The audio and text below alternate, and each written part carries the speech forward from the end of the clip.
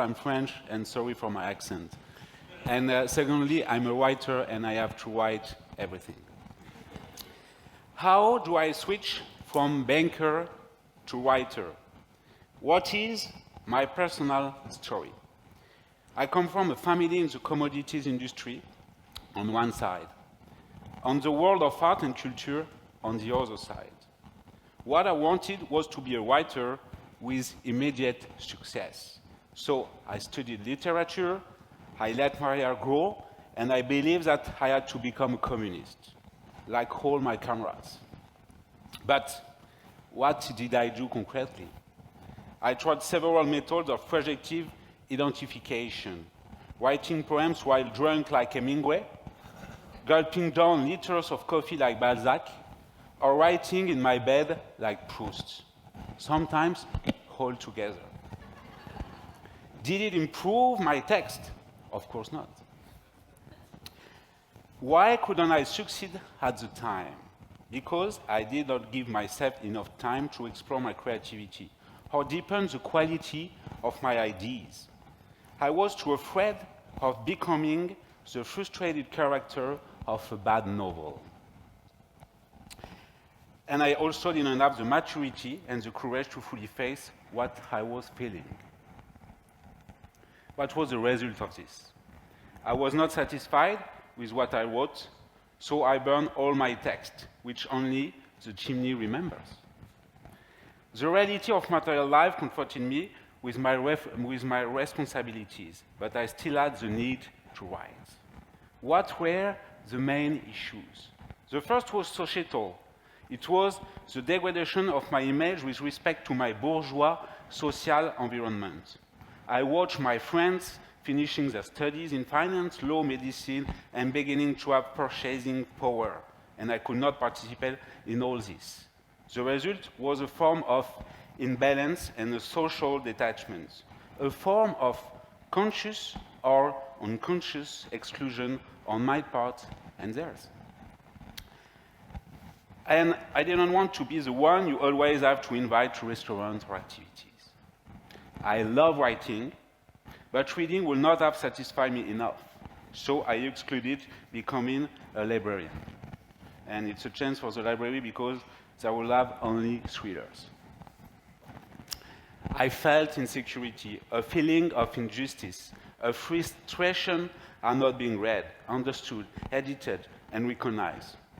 It was destabilizing, and I had to find a solution without giving up my vocation. All this started hunting my self-esteem. I decided to open up and take action. I seized the opportunity to have a network of friends who had interesting jobs, and I made it profitable. I set up a startup with 2 successful friends. It was a portal of newsletter that was my first bridge between literature and finance. Then, I learned how to read a balance sheet, one of the keys to understand finance for sure. I sold the startup, set up an investment bank in France, and sold the company once again. Then, I got engaged by a large Swiss bank to develop high net worth and entrepreneur clientele. During this time, I studied and I dissected this universe. So I began to understand the environment, the functioning, the codes, and the psychology of its actors. I never stopped from hating stories and intrigues in my head.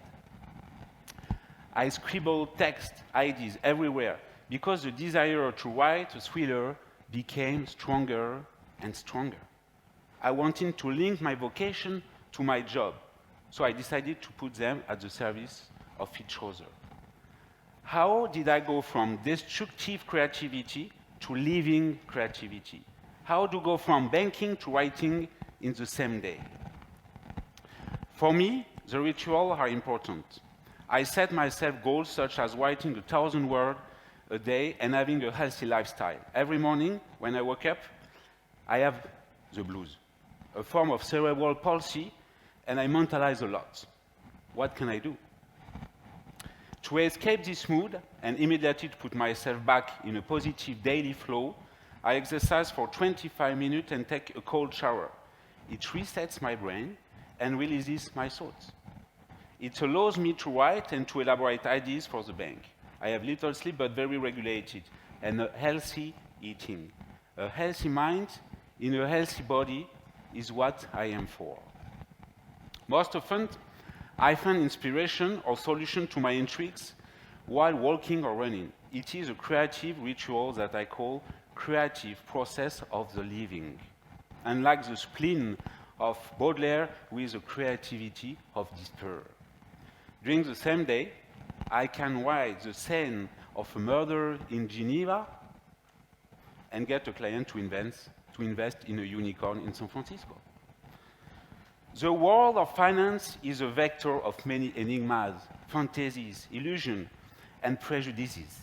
How do I use it for my thrillers? I fill myself with ideas that I extract from newspaper, meetings, travel, also series, movie, TV shows, or books. I soak up the information, analyze it, digest it, and then I interpret it to develop intrigues. Where did I get the inspiration for my second thriller, Jackson Hole? I got inspired by some news I read. The wife of the central bank governor had insider information, and she took advantage of it to speculate without risk. From this fact, I imagine my story. The governor of a central bank was part of the mafia. What does that mean? Well, he had access to all the crucial economic information before anyone. And he was sharing all of them with his criminal organization. Imagine. It's as if he was given the winning numbers of the lottery before the draw. The thing is that the economic world is governed by the central bank. They decide the price of money. So indirectly, the price of everything. So if the mafia infiltrates it, it takes power over the world's economy. In this case, economy has inspired literature. But the literature has written it well. How? It has pointed out the flaws and excesses of the system. And thanks to the thriller, some have been corrected. How can the imaginary anticipate reality? I imagine that a genius seismologist has applied his earthquake anticipation algorithm to predict stock market flow. And guess what? A few months after the release of the thriller, I discovered that seismologists had been employed in hedge funds. But we must remember that whatever we imagine, reality often exceeds fiction. How do I link the two universes? In a sales pitch or a novel, to generate interest, the story that you tell will be decisive. You must choose the right words and the appropriate lexical field to catch attention. Whether it's a novel or an elevator pitch, you are a storyteller. And believe me, to sell performance right now, you must know how to tell great stories. Only words can sometimes make you forget bad numbers. I selected for you the pitch of a hedge fund, which I completely agree with. Why? Because their approach is a philosophical and will determine their investment unlike the usual figures. Let me read it for you. Academic culture, real-world challenges, the excitement of a startup with the resources of an industry leader. Whatever brings you here, this is a place where extraordinary and diverse minds come together to discover, to create, to build. Who will not want to be part of this beautiful story?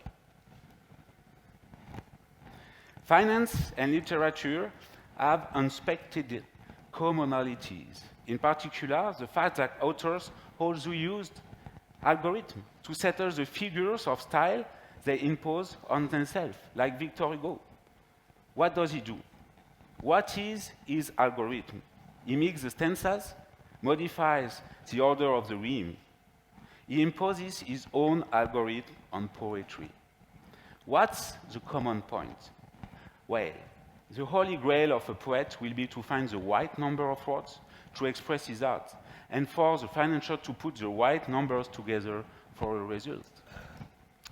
What is my conclusion? Whatever universe inspires you in your profession, your passion, there is always substance to be drawn from it. Everything will depend on the way you look at it and the way you express it. Why do I suggest? Enjoy writing without waiting to be published. Even if suffering is part of the process, you will extract unexpected feelings from your inner self, which sometimes make it possible to exorcise suffering. Let me give you some examples that are very encouraging for artists with distant backgrounds. Cervantes was 58 when he wrote Don Quixote, and he was a soldier. Kafka was an insurer inspector. Herman Melville, a whale hunter. Also, remember that we are entitled to several chances like Cézanne, the painter. He had abandoned painting for banking, and he had resumed a few years later to become the major painter of modern art we know. Isn't it the best example ever? So go ahead, be proactive, and remember that your art, whatever it is, will allow you to express your perception of reality with your style and your sensitivity. I wish you all the success in your choices, and thank you for listening to me.